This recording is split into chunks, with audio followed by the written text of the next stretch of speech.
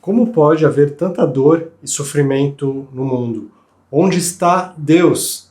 Se você não decifrar este enigma, ele irá devorar toda a sua esperança, todo o seu ânimo e disposição para ajudar os outros.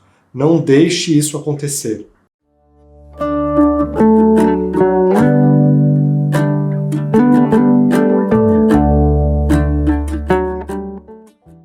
Que bom que você está aqui no canal Estrada Sem Fim.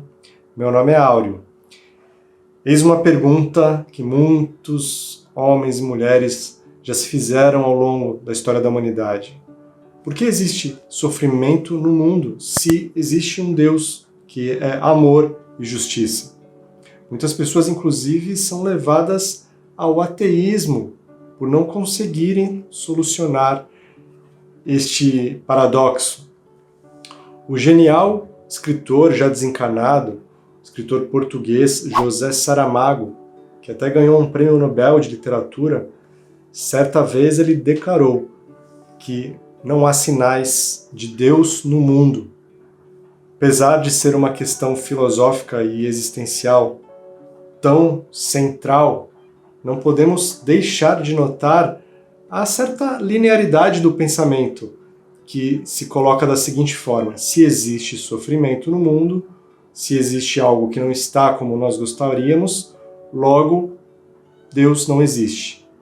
E também podemos ressaltar uma certa imaturidade espiritual de se pensar que se todos os nossos caprichos, todas as nossas vontades não forem atendidas, logo é porque não existe um poder superior cuidando de todos nós. Muitas escolas filosóficas, religiosas, tentaram responder esta pergunta, e ainda tentam.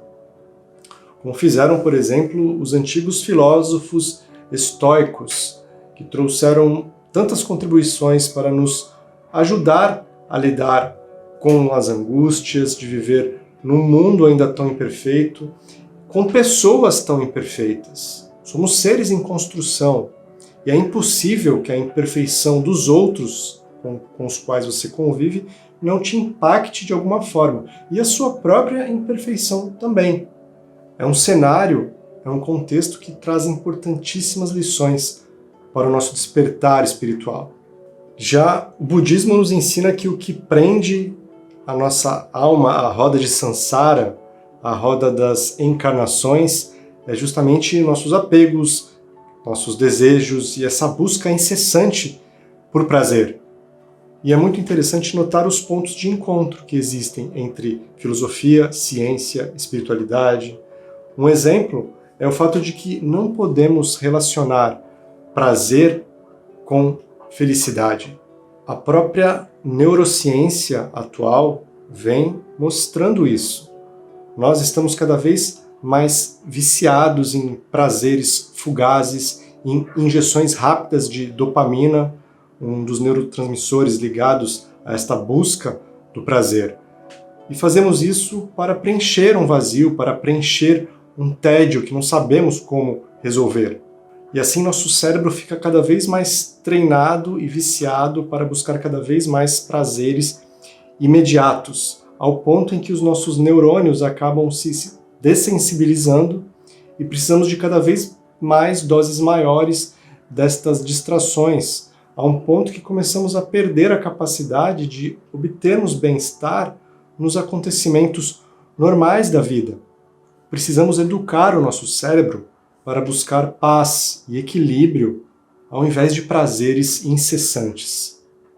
A neurociência atual traz a teoria da inoculação ao estresse, que explica que a exposição a pequenos estresses ao longo da nossa trajetória contribui para que criemos uma maior resiliência, uma maior capacidade de lidar com situações difíceis. E a própria química cerebral nos ajuda a entender isso. O mundo atual está criando uma legião de pessoas que não conseguem sustentar uma atividade pelo tempo necessário, pelo esforço necessário, para que se consiga uma recompensa futura. Todos querem a recompensa imediata, a descarga de dopamina imediata. É o que explica em seu trabalho o psicólogo e neurocientista Eslen Delanograve. Ele explica que o mundo atual tem tantos estímulos que o nosso cérebro não conseguiu evoluir para lidar com tudo isso. E se nós nos acostumarmos com recompensas altas, sem o esforço prévio, acabará ocorrendo gradativamente uma diminuição na nossa percepção de esforço, de modo que tarefas simples passarão a parecer muito custosas. Um exemplo, se você se viciar a ficar vendo vídeos curtos sem parar, ficar só vendo vídeo curto e a descarga de dopamina que eles geram, ficará cada vez mais difícil para você assistir um vídeo longo que vai te exigir mais atenção, reflexão. Ler um livro, então, será praticamente impossível. Um outro exemplo é aquela situação em que pais hiperprotegem os seus filhos, ao ponto de até questionarem professores quando eles tiram alguma nota baixa no colégio. Essa superproteção acabará causando grandes prejuízos a essas crianças quando elas tiverem que lidar com problemas sérios na vida adulta, como uma demissão, uma frustração amorosa ou um prejuízo financeiro. Excesso de prazer e conforto traz prejuízos à nossa vida e isso a própria ciência já tem referendado. Agora, passando da ciência à filosofia, o que vocês acham que aconteceria se Deus, a fonte criadora, a inteligência suprema do universo, já nos criasse numa situação agradável, já nos criasse perfeitos, sem precisarmos construir a nossa trajetória? Será que nesse cenário seríamos estimulados a crescer, estimulados a aprender? E se Deus assim o fizesse, teria que já decidir características de cada um, porque nós não teríamos a oportunidade de construir a nossa identidade ao longo de uma jornada multimilenária, jornada que nos levará a um ponto em que o sofrimento e a dor não será mais necessário à nossa caminhada. Passaremos a evoluir somente pela boa vontade de querer aprender, de querer crescer cada vez mais. Esta fase de dor e sofrimento, proporcionalmente, ela é irrisória, perto da eternidade de felicidade e glória que aguarda a cada um de nós.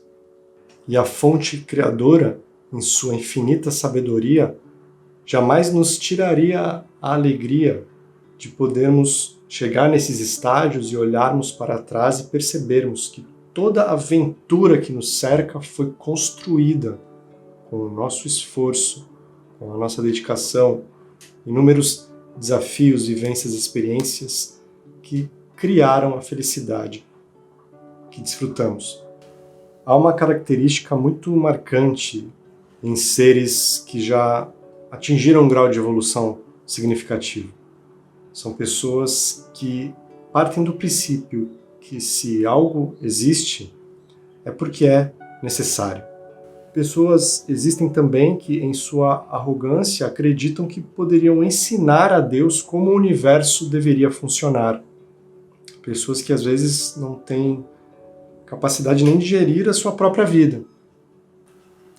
O budismo nos ensina também que o sofrimento ele é inerente à roda de Sansara, a roda das encarnações, porque simplesmente nascer aqui neste ambiente já implica num grau de desconforto. Nascemos com frio, nus, chorando, totalmente dependentes. Mesmo os seres já redimidos espiritualmente, quando se corporificam aqui na Terra para desempenhar alguma missão, também passam por muitos desafios e tribulações. Jesus falava isso, que aqui teríamos tribulações. Mas é importante também dizer que o sofrimento não é o sentido da nossa experiência. Não quer dizer que devamos buscar o sofrimento, não é nada disso. É simplesmente termos a consciência de que ele ainda faz parte da nossa caminhada, da nossa realidade. Hoje em dia existe a teologia da prosperidade, que também tem as suas variações e está presente nos meios espiritualistas. Então, segundo esta visão, quanto mais prosperidade material você tem, saúde, mais Deus estaria presente na sua vida. Mas se nós pegarmos as trajetórias dos seres mais santificados que já passaram pelo mundo, veremos que o que há de comum em todas elas é que todos eles passaram por muitas situações difíceis, até pelas ideias avançadas que trouxeram. Nós vemos esse discurso nos meios espiritualistas de que se você está numa boa sintonia, automaticamente você vai atrair muita abundância material e muito dinheiro. Veja, se você está bem, realmente existe uma tendência para que as coisas deem certo em todos os níveis da sua vida. Jesus falou sobre isso quando ele disse que deveríamos buscar primeiro o reino de Deus e a sua justiça, que todas as demais coisas nos seriam acrescentadas. Mas precisamos tomar cuidado para não cair nessa teologia da prosperidade tóxica que nos diz o seguinte, que se estamos passando por adversidades, por dificuldades, é porque estamos numa baixa vibração ou numa rota reencarnatória totalmente desviada. No mundo teremos tribulações, isso é totalmente normal, ainda mais numa sociedade como a nossa, competitiva, injusta e longe, mas muito longe, da verdadeira fraternidade. No capítulo 19 do livro Ação e Reação, de Chico Xavier, o mentor Druso explica para André Luiz sobre o papel da adversidade no caminho espiritual. E ele diz assim: a evolução para Deus pode ser comparada a uma viagem divina, a uma estrada sem fim. O bem constitui sinal de passagem livre para os cimos da vida superior, enquanto que o mal significa sentença de interdição, constrangendo-nos a paradas mais ou menos difíceis de reajuste. E o mentor Druso explica para André Luiz que a dor ainda é um recurso evolutivo necessário, inevitável para espíritos do nosso nível. E ele classifica a dor em 3 tipos: dor evolução, dor expiação e dor auxílio. A dor evolução é aquela que age de fora para dentro, a dor inevitável, inerente a um ambiente como o nosso. Já a dor expiação é a dor que age de dentro para fora, e ela está relacionada às posturas que adotamos na nossa vida. E ela vem justamente para nos fazer refletir sobre nossos atos, pensamentos, sentimentos. E a dor auxílio, que aparece, às vezes por misericórdia divina, para nos poupar de um mal maior. Seja qual for a dor que você esteja passando, entenda que é um processo, que todas as dores, assim como todo o mal, toda a ignorância, tudo isso é transitório em nossa jornada. Chico Xavier falava muito a frase, tinha até uma plaquinha perto da cama dele: isso também passa. E o grande psiquiatra austríaco Viktor Frankl tem uma frase que é genial, que eu gosto muito. Ele diz o seguinte: se você está passando por uma situação boa, desfrute-a. Se a situação é ruim, transforme-a. Agora, se você não consegue transformar a situação, então transforme-se. A tão falada resignação não deve ser entendida como comodismo. Como o Dr. Victor ensina, precisamos buscar transformar as situações, mas quando nos deparamos com situações em que não conseguimos mudar a realidade, aceitemos e mudemos a nós mesmos, por meio de uma visão mais ampla da realidade, tentando refletir não o porquê da situação, mas para quê, o que aquilo pode me trazer, me acrescentar e, principalmente, que papel que me cabe neste contexto. O Dr. Viktor Frankl ensinava que esta liberdade de decidir o que fazer com o nosso sofrimento, de dar o sentido a ele que desejamos, esta liberdade ninguém pode tirar de você. E acredite, nós não podemos ainda viver num eterno mar de rosas. Não temos maturidade espiritual para isso. Se assim fosse, ficaríamos estagnados por tempo indeterminado neste nosso mundinho de prazeres, de distrações, de futilidades, e não sairíamos disso. Confiemos na providência divina, que é infinitamente sábia, justa, misericordiosa. E como eu sei que alguns de vocês gostam que eu toque alguma música no violão ao final dos vídeos, hoje, mais uma vez, vou trazer uma música que tem a ver com esse tema, uma música bem conhecida, principalmente na voz do padre Marcelo Rossi, mas é uma música que, se você cantar comigo, entrar na vibração dela, pode ter certeza que a sua vibração vai aumentar, os seus chakras vão se iluminar e você vai se sentir bem melhor depois. Então vamos cantar? E o nome da música é Noites Traiçoeiras.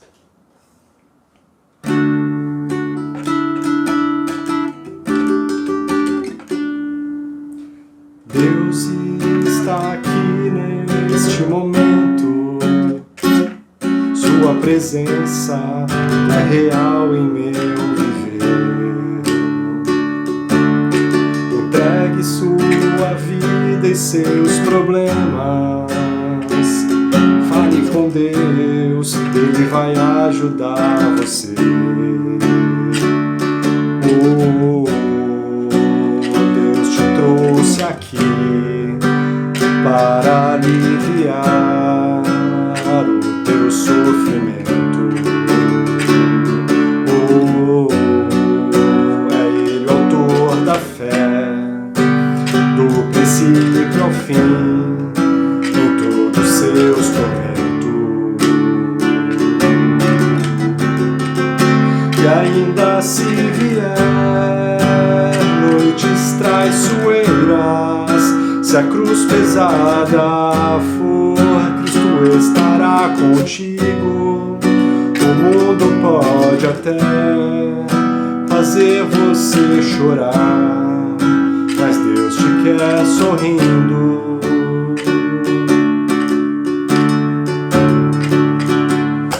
Seja qual for o seu problema, fale com Deus, Ele vai ajudar você. Após a dor vem a alegria, pois Deus é amor e não te deixará sofrer. Deus te trouxe aqui para aliviar o seu sofrimento. É Ele o autor da fé, do princípio ao fim, em todos os seus tormentos. E ainda se vier noites traiçoeiras, se a cruz pesada for, Cristo estará contigo. O mundo pode até fazer você chorar, mas Deus te quer sorrindo. E ainda se vier noites traiçoeiras, se a cruz pesada for, Cristo estará contigo. O mundo pode até fazer você chorar, mas Deus te quer sorrindo. Muito obrigado, meus amigos, por terem ficado comigo até aqui. Se puderem, deixem o seu like, o seu comentário, que eu gosto tanto de ler. Compartilhem este vídeo com alguém que possa estar aí passando na sua cabeça. Vou deixar 2 vídeos na tela final relacionados a esse. Um que fala sobre o desvio reencarnatório, sobre aquela sensação de que não estamos aproveitando a nossa reencarnação. E um outro que fala como não viver de um modo totalmente insano. Agora que está começando o ano, um vídeo que fala como não viver de um modo totalmente insano, segundo o grande filósofo Sócrates. Muito obrigado e até um próximo vídeo. Um feliz ano novo para todos vocês. Um grande abraço.